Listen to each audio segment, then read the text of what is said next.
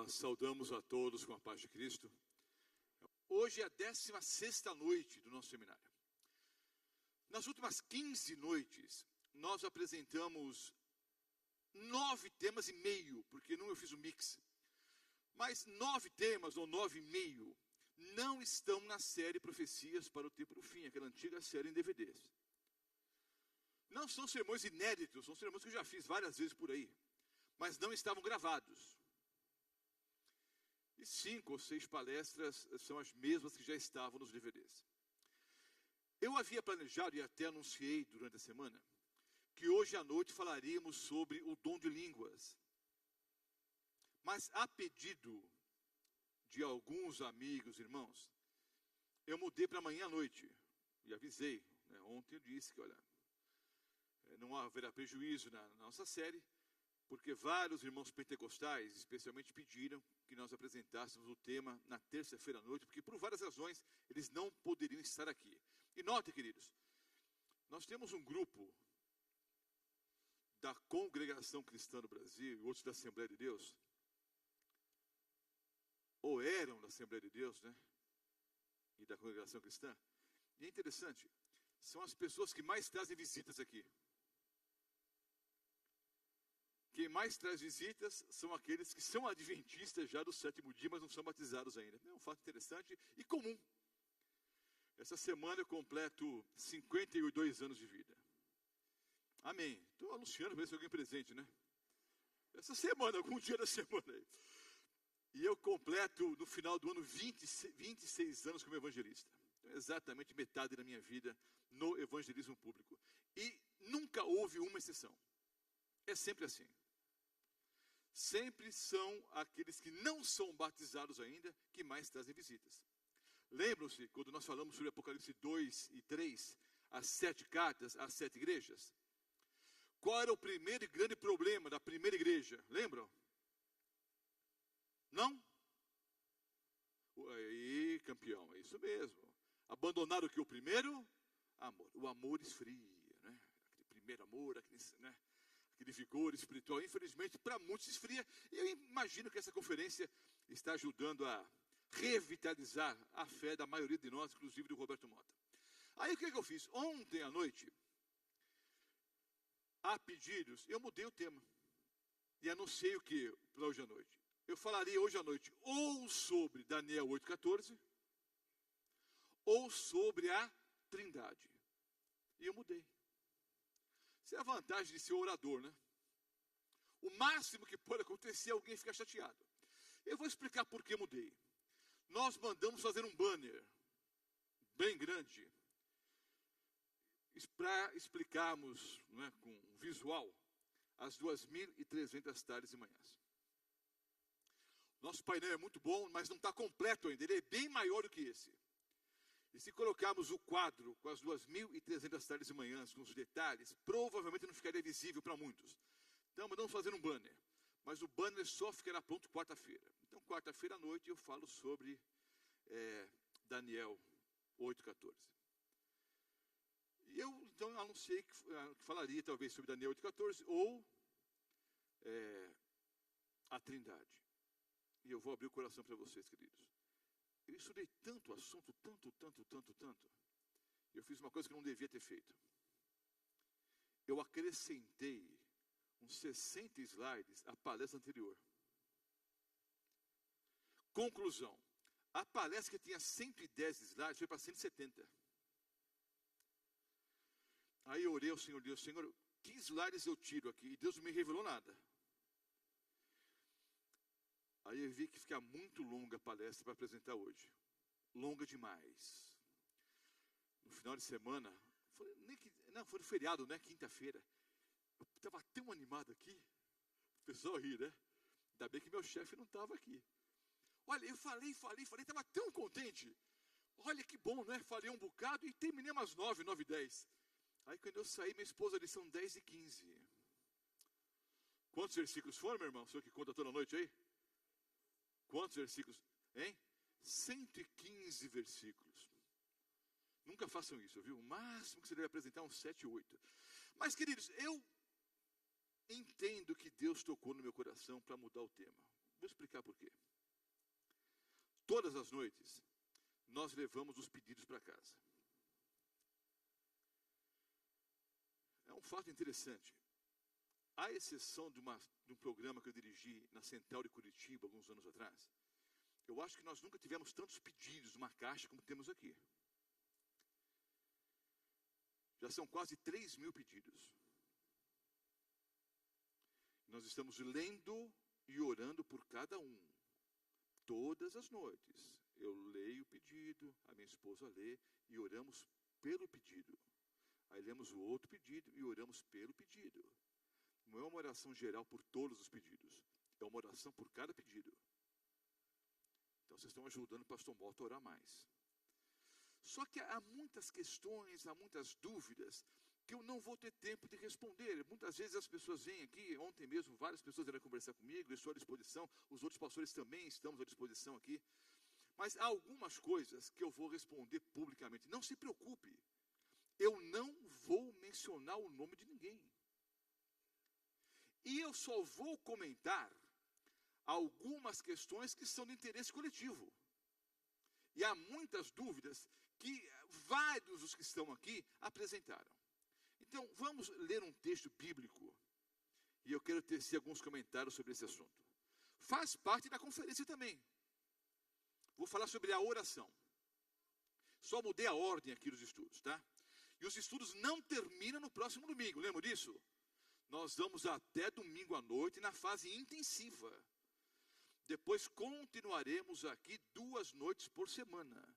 Não decidimos ainda quais noites. Provavelmente uma delas será sexta-feira à noite. Os irmãos pedindo, pastor, faz sexta e domingo.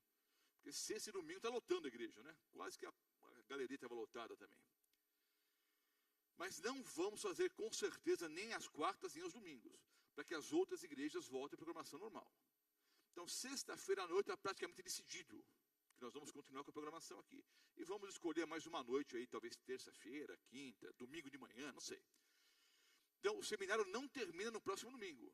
Nós vamos ter pelo menos umas 10 ou 12 aulas ainda, tá ok? Abram a Bíblia em Lucas, o capítulo 12. Lucas 12, eu vou ler aqui os versículos 5 em diante.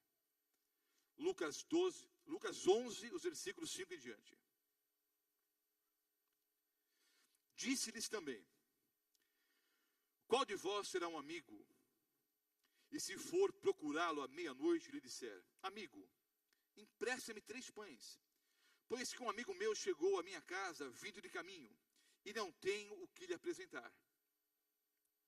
Se ele, respondendo de dentro, disser, não me importunes, já está a porta fechada, e os meus filhos estão comigo na cama, não posso levantar-me para te dar.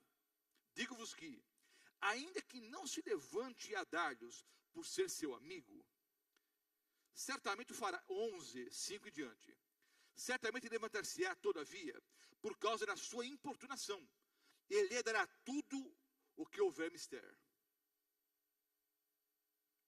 Eu vos digo a vós, pedi e dar-se-vos-á. Buscai e achareis. Batei e abri-se-vos-á. Porque qualquer que pede, recebe. Quem busca, acha. E a quem bate, abrir-se-lhe-á. Qual é o pai dentre vós que, se o filho lhe pedir pão, lhe dará uma pedra? Ou se lhe pedir peixe, lhe dará por peixe uma serpente? Ou se pedir um ovo, lhe dará um escorpião? Pois se vós, sendo maus, sabeis dar boas dádivas aos vossos filhos, quanto mais dará o Pai Celestial o Espírito Santo àqueles que lhe o pedirem. Vejam bem, queridos, nessas poucas palavras, o Senhor Jesus está nos incentivando, nos incitando a orar. Nós precisamos aprender a orar cada vez mais e melhor. Eu vou apresentar aqui alguns conceitos básicos sobre oração. A maioria já sabe de cor e salteado. Talvez não estejamos colocando em prática. Mas o que eu vou dizer aqui é de conhecimento da maioria. Então nós vamos relembrar alguns conceitos básicos em relação à oração. E quem sabe alguns conceitos serão novos para alguns de nós que estamos aqui. Primeiro ponto fundamental, queridos. Pode parecer estranho o que eu vou dizer agora. Mas é o primeiro ponto. A premissa do nosso estudo aqui nessa noite. Toda pessoa normal ora. Eu vou repetir. Toda pessoa normal ora. Se você for a um restaurante, amanhã na hora do almoço, ou amanhã à noite, e antes de saborear o prato, você inclinar a fronte, fizer uma breve oração, como é costume cristão, pelo menos nós, adventistas do sétimo dia, mantemos esse bom costume. Não tenho visto muitos orando por aí, de outras denominações. Mas nós, adventistas do sétimo dia, antes de saborearmos uma refeição, nós inclinamos a fronte e agradecemos a Deus por esse alimento. É uma boa tradição, é um bom costume cristão esse. Agradecemos a Deus por todas as coisas, especialmente pelo alimento. Mas se amanhã, hoje à noite mesmo, você for a um restaurante, antes de saborear o prato, você inclinar a fronte, fizer uma breve oração, ao abrir os olhos, você vai perceber que as pessoas estarão olhando para você. Não que você tenha orado para chamar atenção, pelo contrário, até disfarçamos um pouquinho, né? Às vezes fingimos que caiu um cisco no olho, né? Ou que estamos bocejando. Nós fazemos alguma coisa para disfarçar até. Mas o fato é que, ao abrirmos os olhos, nós vamos perceber que as pessoas estarão olhando para nós. E provavelmente pensando assim, olha, está ali alguém diferente. Olha, ali está alguém que ora. Na verdade, queridos, diferentes são eles que não oram. Toda pessoa normal ora. Todo ser humano completo ora. Nós fomos criados por Deus, obviamente, nós somos criacionistas. Nós somos criados com o desejo de buscarmos a Deus pessoalmente. E era alto privilégio de Adão e Eva conversarem com o Senhor Jesus pessoalmente no Jardim do Éden. O pecado faz separação entre Deus e o homem. Mas ainda assim, temos o grande privilégio de conversarmos com Deus através da oração. Perdemos o contato visual. Mas ainda podemos estar na presença do Senhor através da oração. Vejam bem, a história já provou, os arqueólogos já comprovaram, as construções mais antigas não são casas, não são hospitais, não são bibliotecas. As construções mais antigas são templos e altares. Isso prova, queridos, que o homem sempre teve o desejo de buscar um ser superior. Isso faz parte da natureza humana. Os antropólogos, a maioria deles ateus, já comprovaram, embora não saibam explicar a origem desse fato, nós cristãos sabemos qual é a origem, qualquer tribo, por mais primitiva que seja, por mais afastada que esteja da chamada civilização, pode ser no Alto Amazonas, pode ser no continente africano, na Ásia, em qualquer lugar do planeta. Toda tribo adora algo ou alguém. Não há uma tribo que não possua no mínimo um Deus.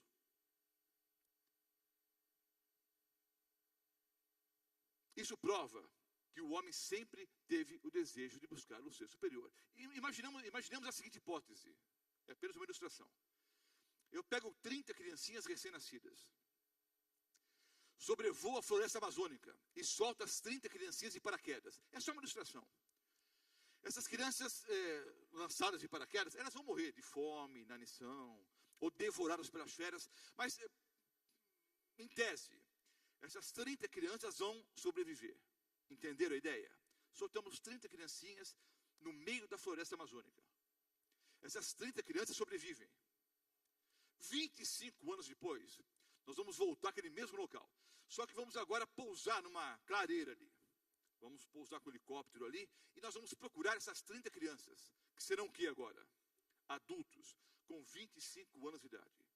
Vocês podem ter certeza absoluta que estarão adorando algo ou alguém, sem nunca terem sido ensinados. Pode ser uma pedra, pode ser a lua, pode ser o sol, pode ser um animal, pode ser uma árvore, uma pessoa pode adorar outra pessoa. Eles podem externar esse desejo de maneira o quê? Errada. Mas quem colocou no coração humano o desejo de buscar um ser superior? Os evolucionistas não têm resposta para muitas coisas, inclusive essa. Quem colocou no coração humano a religiosidade? Esse anseio por buscar um ser superior. É fato, acabei de mencionar e repito, algumas pessoas externam esse desejo adorando a falsos deuses. Nós cristãos temos o altíssimo privilégio de externarmos esse desejo adorando Deus verdadeiro. Todo ser humano completo ora. Entenda uma coisa, queridos. É perda de humanidade. O ser humano é menos homem, é menos completo quando deixa de orar. O ser humano completo é aquele que ora. Todo ser humano completo, todo ser humano normal ora. Faz parte da natureza humana buscar um ser superior. Segunda premissa. Quando você ora, quem fala? Normalmente, você vai chegar hoje à noite em casa, não é? E vai provavelmente orar antes de dormir. Quando você ora, quem fala? Amanhã de manhã, quando você se levantar, você vai orar. Quem fala? Normalmente. Pode responder sem medo. Normalmente nós falamos. O segundo conceito é bem simples, tanto quanto o primeiro. A verdadeira oração é um diálogo com Deus.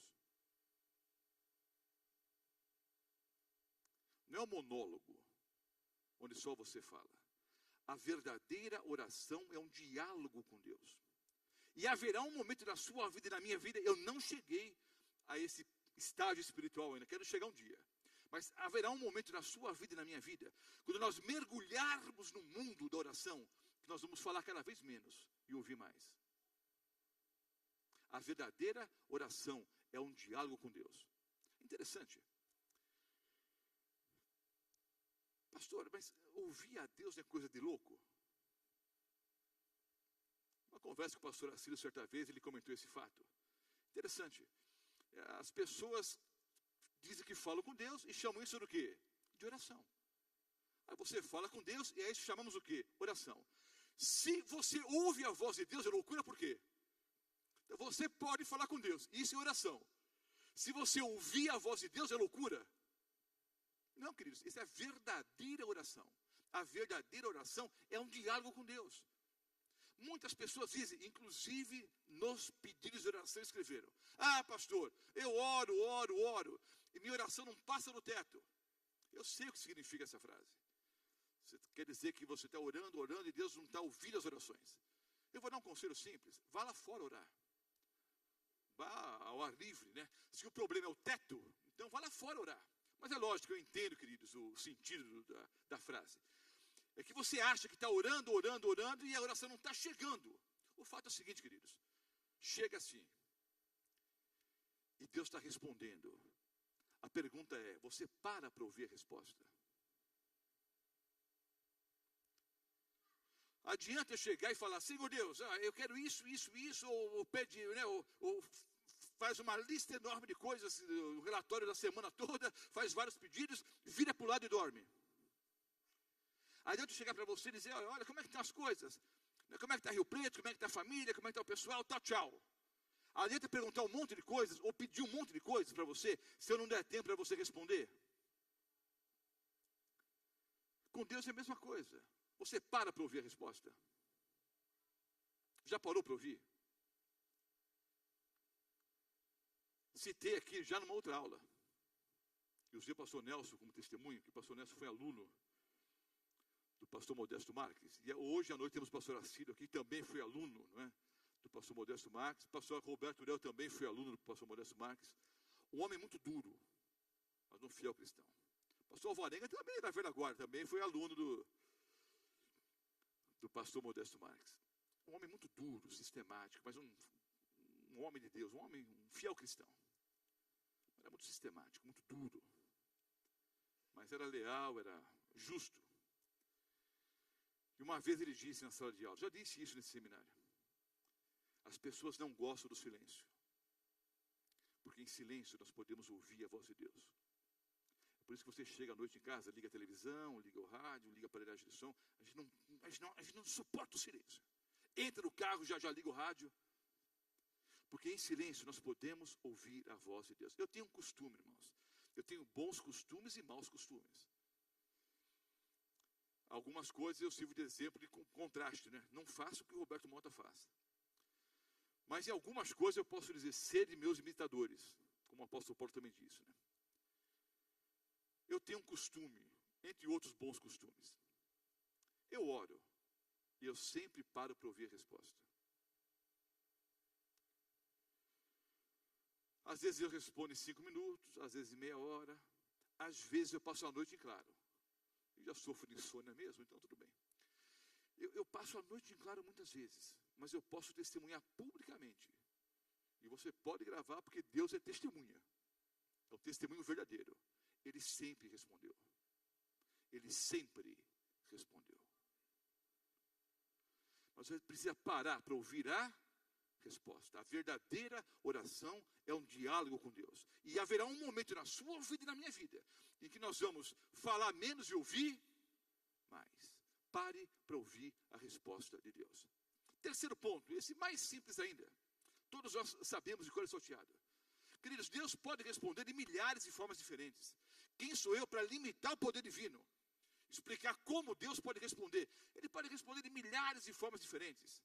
Ele pode responder através de um sermão, através de um texto bíblico, através de um hino, através de um conselho, de um pastor, de um amigo, de um pai, de uma mãe. Muitas vezes responde diretamente à sua mente. Ele pode responder de várias formas diferentes. Mas ele basicamente, irmãos, responde sim, não, espere um pouco. A pessoa que mandou fazer esses papéis aqui, para vocês escreverem nos pedidos de oração, escreveu nos papéis, oração infalível. E parece que isso gerou algumas dúvidas para algumas pessoas. Queridos, toda oração é infalível. Porque toda oração Deus responde. Então, se perguntar, Deus está preocupado com esse caso, com aquele, vai responder essa oração? Ele responde todas as orações. Só que ele pode responder sim, pode responder não, ou pode responder espere um pouco. Já ouviram isso várias vezes. E é assim que funciona. Entendam? Para algumas orações, Deus responde sim e na hora. Querem alguns exemplos práticos, bíblicos? Qualquer oração de caráter espiritual, Deus responde sim e na hora. Desde que a minha oração seja o quê? Sincera. Se eu orar dizendo, Senhor Deus, perdoa os meus pecados, ele vai dizer o quê? Não. Vai dizer, espera um pouco. Ele vai dizer o quê? Sim, na hora, desde que haja verdadeiro arrependimento. É sincero? Estou realmente arrependido? Estou pedindo perdão sinceramente? Deus responde o quê? Não. Espera um pouco. Amanhã talvez? Não. Ele responde sim na hora. Qualquer oração de caráter espiritual, Deus responde sim na hora. Senhor, aumenta a minha fé, a minha confiança no Senhor. Ele responde sim na hora. Me dê mais paciência. Ele responde sim na hora. Talvez não da forma como você gostaria, mas ele respondeu sim. Sabe o que ele fez? Botou um vizinho pagodeiro, que fica até as 4, 5 da manhã no pagode, no final de semana. Foi a forma de Deus aumentar a tua paciência. Né? Exercitar a tua paciência. Qualquer oração de caráter espiritual, Deus responde sim na hora. Às vezes Deus responde, espere um pouco. Mas pastor, eu oro há 20 anos. Pessoas escreveram isso. Pastor, eu oro há 10 anos, 15 anos, 20 anos. A minha mãe orou 40 para o meu pai se converter. 4 décadas, 40 anos. Orando 3, 4, 5 vezes por dia para que meu pai se convertesse.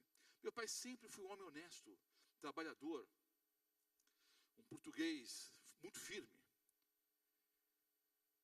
Meu pai não tinha vícios, ele bebia socialmente. Sempre foi um homem honesto, sempre ajudou até financeiramente a igreja. Mas ele não tinha interesse em coisas espirituais. Quem conhecia meu pai sabe que o negócio dele, ele era um católico não praticante, ele era muito mais corintiano do que qualquer outra coisa. A religião dele era o Corinthians. E você sabe que o esporte torna-se para muitas pessoas um fanatismo, uma religião mesmo.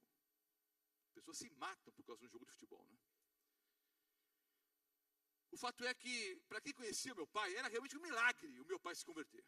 Mas minha mãe orou 40 anos. Aí tivemos uma série de conferências lá na Central Paulistana, na Rua Taguá, 80, né? Esqueci o número. O pastor Assis deve lembrar, tem uma memória boa. Rua Taguá 80, 88, não lembro agora. Lá no bairro da Liberdade. O pastor José Mascarenhas Viana, de saudosa memória, foi o orador ali. E o pastor Natan, que faz parte da equipe de evangelismo, foi convidar meu pai para que ele fosse à conferência. Eu até disse, Natan, olha, nós somos tão amigos, você é amigo do meu pai, Aí fiquei numa situação constrangedora. Lógico que eu queria que meu pai fosse.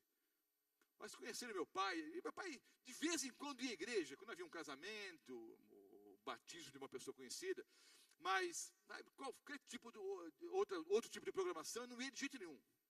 Aí o pastor Natan foi lá, insistiu e foi conversar com ele. Disse, olha, vai começar tal dia a conferência. Meu pai disse, eu não vou não. Eu lembro certinho a frase, tem Corinthians e Atlético Paranaense no mesmo horário. Não vou. Aí o pastor Natan fez algo que nós já aconselhamos os irmãos fazerem, aqui em Rio Preto, em outras cidades da região, e no nosso bom interior aqui da Paulista Oeste. É a tal carona missionária. Não adianta convidar só, vai buscar. Diga, ó, o programa começa 7:15. 7 horas eu passo aqui. Ah, pastor, mas meu carro já veio notado. Chega um pouquinho antes, deixa a senhora, sua esposa aqui, seus filhos, e vai buscar o visitante. Pastor Natan fez isso. Toda noite ia buscar meu pai. E na primeira noite ele não assistiu o jogo do Atlético Paranaense contra o Corinthians Atlético Paranaense, e foi à igreja. Todas as noites ele foi o primeiro a chegar. E no final da ceia eu tive o privilégio de batizar meu pai. Morreu alguns anos atrás, mas morreu em Cristo. Por 40 anos a minha mãe orou. Aliás, vou até aproveitar para abrir uma janelinha aqui. E essa janela às vezes eu abro e não fecho mais. Vou abrir uma janelinha. Meu pai assistiu a série de conferências, 3 semanas e pouco, lá com o pastor José Mascarenhas Viana. E foi batizado. E alguém disse, ué, mas apenas 3 semanas de estudos e já vai ser batizado? O que vocês acham, irmãos? É pouco tempo? Sim ou não? Não, não são 3 semanas. São 40 e poucos anos e 3 semanas. Ou um homem que vive com uma senhora cristã por mais de 40 anos, não sabe que é para guardar o sábado? Não sabe que é para devolver o dízimo? Não conhece o estado do homem na morte? Não sabe que não pode comer alguns alimentos? Não sabe que tem que ser um fiel dizimista? Então, seu esposo já recebe estudos bíblicos da senhora há 10, 15, 20, 30 anos pelo seu testemunho. Ele pode vir uma noite aqui e tomar decisão. Mas alguns irmãos não conseguem enxergar um palmo na frente do nariz. E alguns até ficaram assustados. Olha, vai batizar agora? Só 3 semanas. Não são 3 semanas. São mais de 40 anos e 3 semanas. E as 3 semanas também foram suficientes, não é, para apresentar todas as doutrinas. Meu pai foi batizado. Minha mãe orou 40 anos. Mas pastor, 40 anos espera um pouco. Para Deus é nada. Nada. Deus pode estar respondendo para você. Espere um pouco. Persevere na oração. Vai orar 1 ano, 2, 3, 5, não sei. Há o tempo certo para todas as coisas. E nunca diga, ah, meu pai nunca vai ser batizado.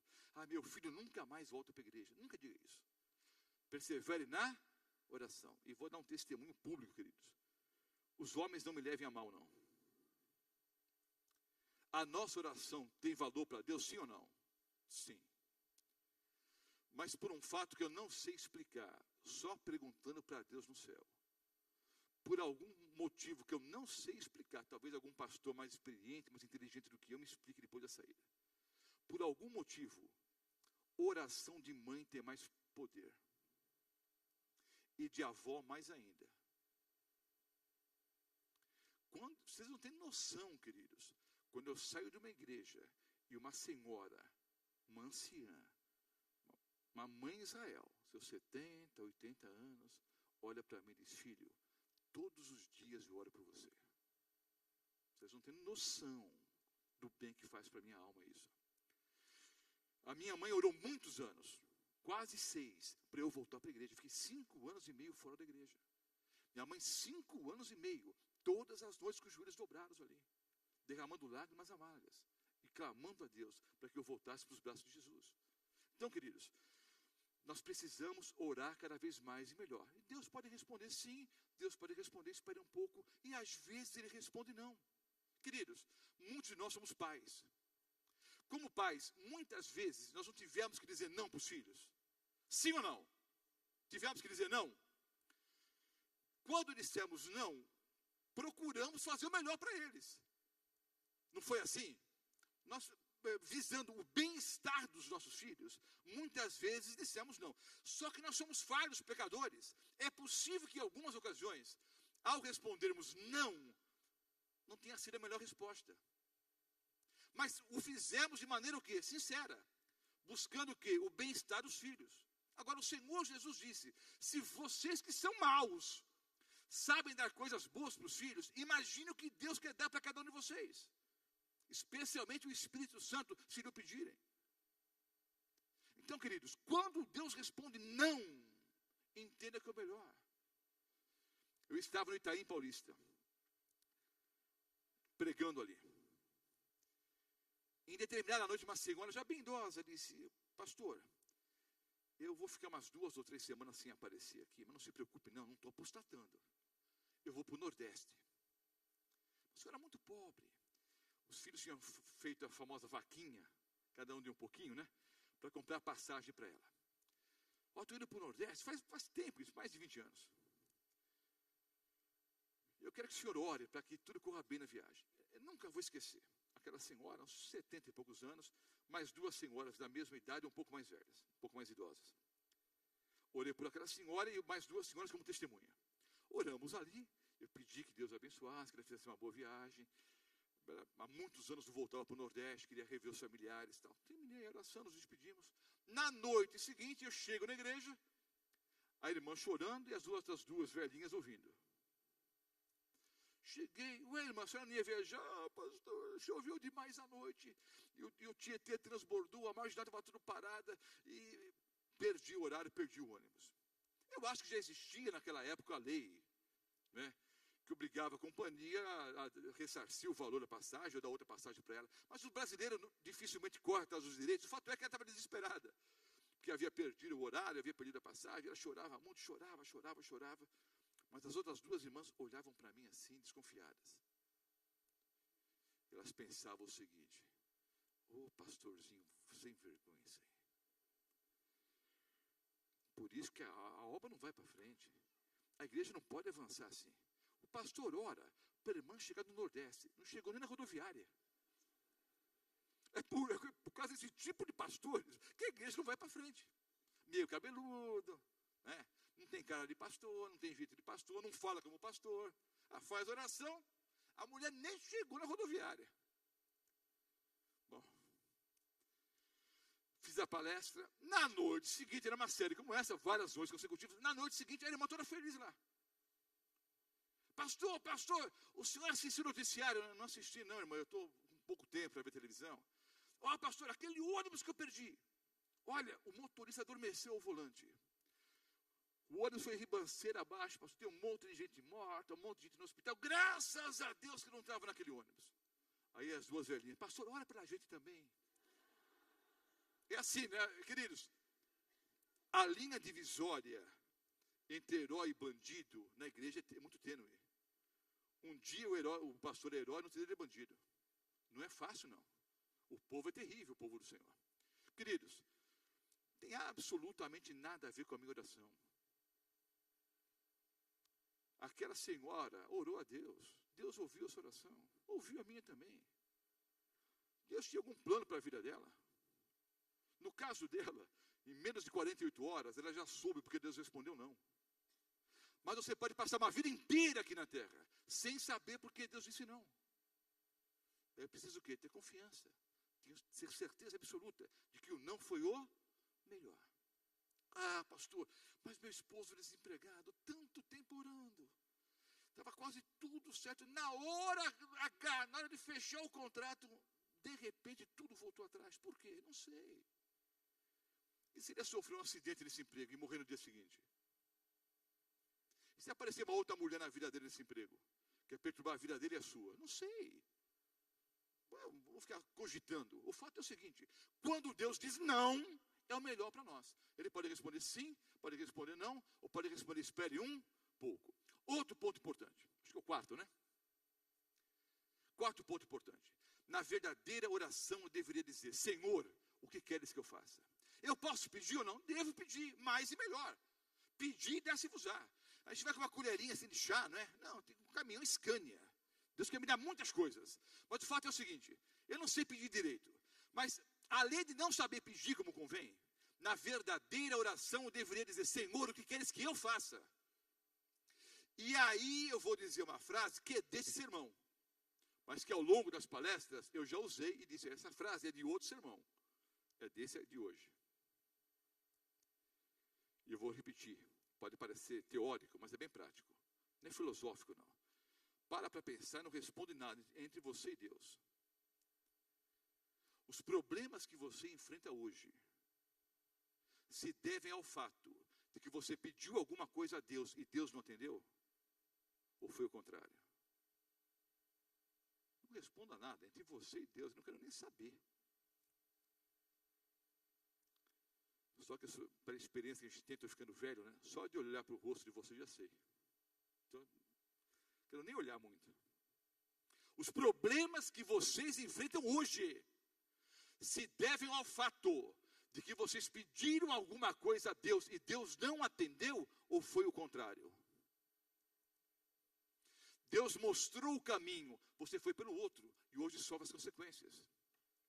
Minha irmã, Deus mostrou para a senhora várias vezes que esse casamento não ia dar certo. Não põe a culpa em Deus, não, você foi culpada. Deus te mostrou: não entra nessa que é fria, não vai dar certo. Te advertiram, te avisaram. O pastor falou com você, pessoas da família avisaram. Você mesmo no íntimo sabia, não vai dar certo, mas insistiu. Hoje sofre as consequências. Deus te mostrou o caminho, você foi pelo outro. Deus mostrou para o senhor que aquele negócio não ia dar certo, que o sócio era desonesto. Até tua esposa te avisou: cuidado com esse camarada aí. Deus te mostrou de várias formas. Você insistiu, quebrou a cara. Deus foi o culpado? Não. Ele te mostrou o caminho, você foi pelo outro. Deus não mostrou para você, jovem, que aquele rapaz não queria nada sério com você? Mostrou. Teus pais te avisaram: esse rapaz não é sério. Hoje você sofre as consequências. Deus foi o culpado? Deus não mostrou para você, rapaz, que aquele amigo era mau amigo? Nem amigo de verdade era. O famoso amigo da onça, né? Seus pais te avisaram: cuidado com esse rapaz, não é gente boa não. Você insistiu. Hoje sofre as consequências. E há muitos que agem assim. Sabe que tem a cevadinha, né? É o café de adventista, cevadinha. Logo quando eu cheguei aqui, eu disse uma frase aqui no interior, em 2007. Só disse uma vez. E até hoje repercute lá em São Carlos. O que eu vou repetir agora, né? Só se for muito bobo, né? Porque lá em São Carlos eu disse o seguinte: eu não tomo café. Mesmo que eu não fosse adventista, eu não tomaria, porque eu não gosto de café. Mas se eu tivesse que escolher entre café e cevada, eu tomaria café. Porque são duas porcarias. E o problema do café é a forma como o grão é torrado, que ao longo do tempo, né, porque produz alcatrão, isso pode com o tempo causar o quê? Câncer. É o mesmo problema da cevada. Só que a cevada é broxante. E o café é estimulante. O uso prolongado, né, de cevada pode levar à impotência sexual masculina. Então, se você tiver que escolher entre café e cevada, toma café, viu, irmão? Mas eu não estou liberando. Não estou dizendo que é para tomar. Eu falei isso em 2007 em São Carlos, mas não posso repetir aqui. São quase 8 anos, né, contando o ano incluso. Eu comecei em 2007. Até hoje o pessoal diz: Roberto Mota liberou. Não liberei café coisa nenhuma. Não é isso não. É que a gente fica inventando um monte de porcaria, né? Então vamos substituir o café pela cevada. Aí vamos substituir a carne pela carne vegetal. Vamos substituir o vinho pelo vinho de crentão. Tem o crentão, né? Tem o quentão e o crentão. Tem cervejinha com álcool, cervejinha sem álcool. É um monte de contrafação, né? Mas a maior invenção adventista, queridos, é o búzio. Jogo de búzio adventista. É búzio de crente. Sabe o que é jogo de búzio, né? O pessoal da macumba, não sei se é macumba, se é umbanda, o pessoal da magia, né? Eles pegam ali umas conchinhas, né, os búzios. Eles fazem as orações ali e jogam os búzios. E dependendo da formação ali das conchinhas, eles pretendem prever o futuro. Como é que é búzio adventista? É assim. Vou para a Bahia ou não vou? Vou para Porto Alegre ou não vou? Viagem para a América ou não? Está em dúvida. Está louco para ir, mas não.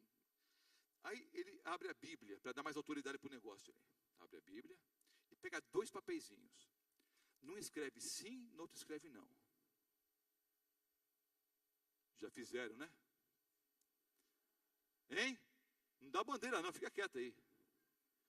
Num escreve sim, no outro escreve não. Aí faz a oração. Senhor Deus, vou para o Nordeste, não vou para o Sul, não vou para a América, não, e joga em cima do papel ali. É buzo de crente. Aí pega o papelzinho lá. Está louco para ir? Não. Eu não orei com fé, vou orar de novo. Irmãos, queridos, você é uma pessoa inteligente. Raciocina um pouquinho, ora a Deus e decida se é melhor você ir ou não. Outros ainda oram assim, Senhor Deus, olha, eu estou solteiro, eu quero me casar. E eu não sei, tem 2 senhoras, duas jovens na igreja, né? E eu não sei com qual das 2 eu namoro, as 2 parece que estão interessadas, eu não sei. Então ele se ajoelha assim, seja feita a tua vontade, mas tem que ser a Maria. Então, na verdadeira oração, eu deveria dizer, Senhor, o que queres que eu faça? Entender simples. Eu posso pedir uma série de coisas, mas na verdadeira oração, eu deveria dizer, Senhor, o que queres que eu faça? É uma prova de humildade, sim ou não? Sim, mas é muito mais do que humildade. Inteligência. Porque Deus é bom. Se vocês que são maus dão coisas boas para os filhos, imagine o que Deus queria para nós. Então, quando você diz, Senhor, seja feita a tua vontade na minha vida, o que queres que eu faça? Você está dizendo o quê? Eu quero o melhor para mim. Entenderam? Em outras palavras, é o melhor para a minha vida. Senhor, né, o que queres que eu faça? Seja feita a tua vontade na minha vida. Nós temos que aprender a orar mais e melhor. Outro ponto, são uns 15 ou 20 pontos. Vou encerrar agora, vai, mais 1 ou 2. Queridos, você tem que ser sincero. Sabe quando você está sozinho no quarto? Não tem mais máscaras. Aqui talvez eu esteja usando uma máscara agora, né? Estou dizendo que estou, mas eu coloco terno, gravata. Tento arrumar o cabelo, precisa cortar, né? Visto essa imagem de crente, né? Mas quando eu estou sozinho no quarto, não tem máscaras, só eu e Deus. A única pessoa que me conhece 100%, aliás, me conhece melhor do que o próprio Roberto Mota, né? Aliás, é um fato interessante, que há tantos mistérios na Bíblia, né? A palavra mistério vem do grego, mistério é uma coisa que você não podia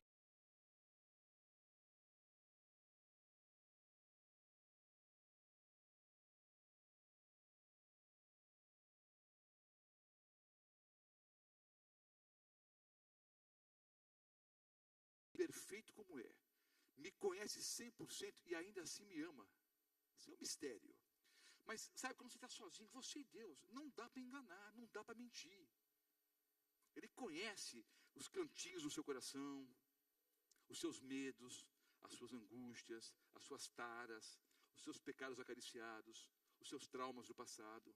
Ele sabe tudo e ainda assim te ama. Sabe, é você e Deus. Abra o coração.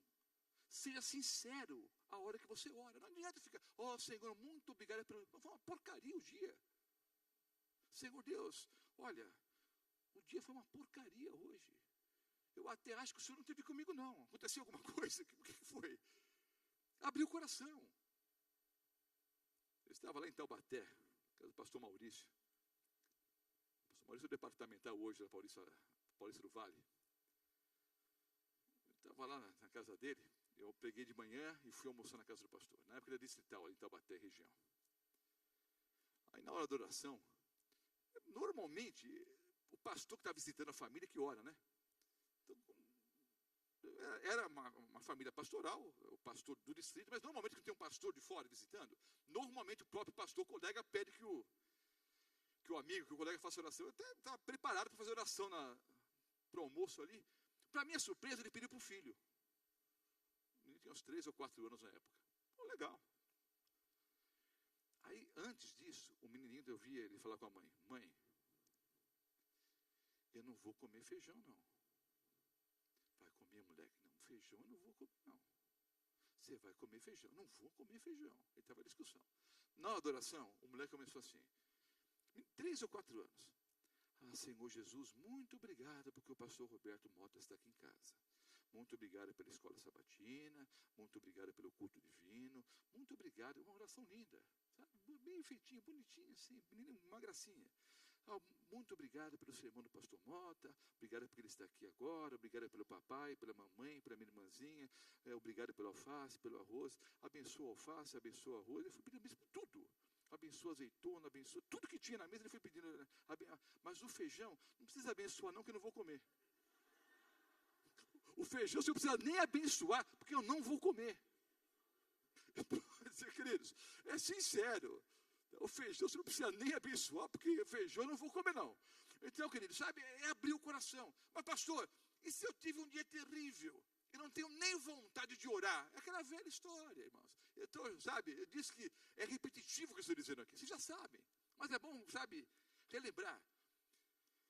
Chegou a noite, não está afim de orar. Sabe o que você tem que fazer? Dizer para Deus: Senhor, eu não estou afim de orar. O que você fez? Você já orou. Você já falou com Ele. Senhor, eu não estou afim de orar. Não estou legal hoje. Começa a conversar com Deus. E você vai perceber que você já orou. Entende, queridos? Deus quer operar milagres na nossa vida. Ontem eu vi alguns testemunhos. Nosso irmão, né, Valdir foi, né, miraculosamente aí, passou pelo tratamento. Cremos que, obviamente, a ciência tem a sua parte, né, mas cremos muito no poder da oração. Cremos que nosso irmão Valdir está recuperado e graças, né, às orações de centenas de irmãos que oraram e continuamos orando por ele. E vários irmãos agradecendo por bênçãos já recebidas ao longo dessas últimas semanas em que estamos aqui em oração, orando um pelos outros. Queridos, as orações têm poder. Elas chegam ao trono do nosso Deus. Pode ter certeza, qualquer caso, mas pastor, nesse caso, aquele caso, toda oração é ouvida por Deus e respondida por Deus. Todas. Eu estava em Carazinho. Tem algum gaúcho aqui? Gaúcho, tem algum? Não. Lá no fundo, 1, 2. Só 2 aqui? O senhor, esse bigodão de gaúcho, é só o bigode ou o senhor gaúcho, não? Hein? Não é gaúcho, não? Só o bigode que é de gaúcho. Estava em Carazinho, Rio Grande do Sul. Eu estava no 3º para o 4º ano de teologia na época. Comportando na cidade. Carazinho, Nome Toque, Passo Fundo.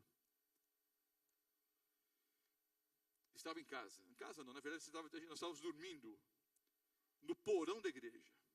Tem igreja ali, no porão funcionava ali uma escolinha. Mas é ali que eles arrumaram um quartinho para nós e ficamos ali pelo menos 2 meses. Eu e mais 3 colegas. De determinada manhã chegou um senhor ali. Ô Mota, você pode orar por mim? Posso. Eu estava pregando quase toda a noite lá, estava dirigindo vários programas para a igreja. Então eu comportava durante o dia, pregava à noite. Então o senhor foi lá, um fazendeiro, disse: pastor, ora por mim. Ele não era pastor ainda, mas era costume chamar o teologando de pastor, né? O senhor ora por mim? Oro. Qual é o motivo? Olha, estou com um problema assim. Aliás, eu queria que o senhor fosse orar lá na minha fazenda, lá no meu sítio. Eu ia comportar. Não estava com muita vontade, não, para ser bem sincero, aquele dia. Aí, bom, vamos lá. Eu tinha uma Brasília azul, nunca vou esquecer. Foi com a Brasília, aí parou no meio do sítio. A hora que eu desci, queridos, as lagartas tinham tomado conta, tá? Tomaram posse, literalmente, da plantação de soja. Você olhava assim, parecia filme de terror. Eu não sei explicar em palavras o que era soja, o que era lagarta. A terra parecia viva. Um negócio nojento, impressionante. Nunca vi um negócio daquele. A praga tomou conta. Pastor, eu preciso que o senhor ore, que eu tenho que salvar essa lavoura aqui. Eu tenho uma hipoteca grande com o Banco do Brasil, não sei o que e tal. Eu olhei para aquilo ali e falei: vamos orar? Irmão, vamos orar? Vamos orar. Nos ajoelhamos no meio do sítio ali. Eu fiz uma oração com poder assim: Senhor Deus, desde que o nosso irmão, eu abri o olho assim. Irmãos, estou sendo sincero com vocês, eu só orei para agradar o irmão. Pecado grave, não foi? Estou abrindo meu coração aqui. Eu só orei para agradar o irmão. A hora que eu terminei a minha oração, o homem colocou o rosto na terra. Ele literalmente molhou a terra, ele regou a terra com suas lágrimas. Ele disse: Senhor meu Deus, eu não sei quantos poderiam fazer essa oração. Aquele homem fez. Senhor Deus, o Senhor sabe que eu tenho sido fiel ao Senhor. O Senhor sabe que eu nunca traí minha esposa. O Senhor sabe que eu procuro ser um bom pai. O Senhor sabe que eu sou um fiel dizimista. O Senhor sabe que eu tenho devolvido as minhas ofertas. Tu sabes, Senhor, que eu não transgrido a tua lei. Não sei quantos de nós poderíamos fazer uma oração como essa. O Senhor sabe que eu tenho sido fiel ao Senhor. Eu preciso que o Senhor opere um milagre. Eu preciso salvar essa colheita. Terminou a oração, nos abraçamos, ele agradeceu. Eu morri de vergonha, mas não disse nada. Me levou de volta para a igreja, quase hora do almoço. Aí eu preparei o almoço lá, os outros amigos chegaram. Um pouco depois, algumas horas depois, ele voltou ali. A hora que ele chegou: ô Mota, vamos lá no sítio. Falei: mas vamos fazer o seguinte, eu oro daqui, você ora de lá e vamos ver o que dá. Não, eu quero que você vá lá, quero que você venha comigo. Entrei no carro, ele não falou nada. Ele parou o carro no mesmo lugar. Eu desci, se não fossem as marcas dos pneus, eu ia achar que era outro sítio. Eu desci. Todas as lagartas estavam mortas. Todas. Eu vi com esses olhos que a terra não há de comer, porque isso vai voltar antes. Eu vi, queridos, todas as lagartas mortas. Mais do que isso, elas eram verdinhas, estavam cinzas. Mais do que isso, você assoprava assim, soprava sobre elas. Elas desmanchavam, elas estavam ocas. O irmão, com lágrimas nos olhos, me abraçou e disse: pastor, obrigado pela sua oração. Eu comecei a chorar. Meu irmão, não foi pela minha oração, não. Fosse por causa da minha oração, o senhor estaria na porta do Banco do Brasil agora, renegociando a dívida. Não foi a minha oração, foi a sua fé, foi a sua confiança, foi a sua certeza, foi a sua oração. Queridos, eu já presenciei muitos milagres. Eu já fiz batismo no Carandiru, num lugar que não tinha água. Eu olhei, não tinha água no tanque. Estava tudo seco. Quem sabe eu conto testemunho aqui, alguns já ouviram. Eu olhei para o tanque, umas 6 vezes maior do que esse. Haviam 4 tanques que os presos mantinham cheios para regar a plantação ali, as hortas, né? A horta lá do Carandiru. Tive uma seca muito grande, a pessoa não estava afim de trabalhar também. Os 6 tanques vazios, era só poeira. E eles se esqueceram de encher os tanques para o batismo. Não ia ter batismo, mas eu fiz o sermão do mesmo jeito. Um dia eu contei testemunho na íntegra. O tanque estava seco. Nós começamos a orar. Olharam para trás, o tanque cheio até a boca, com pétalas de rosas cobrindo o tanque. Batizei 12 ex-bandidos dentro do Carandiru. Já vi vários milagres.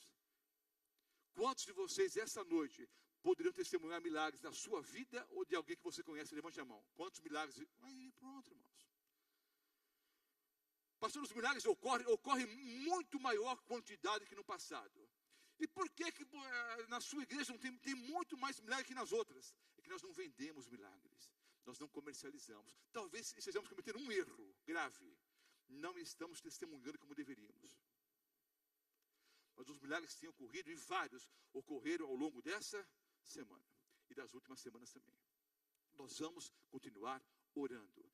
Agora, a oração é infalível. Por quê, queridos? Porque toda oração chega até o trono de Deus. Entenda que a resposta dele é o melhor.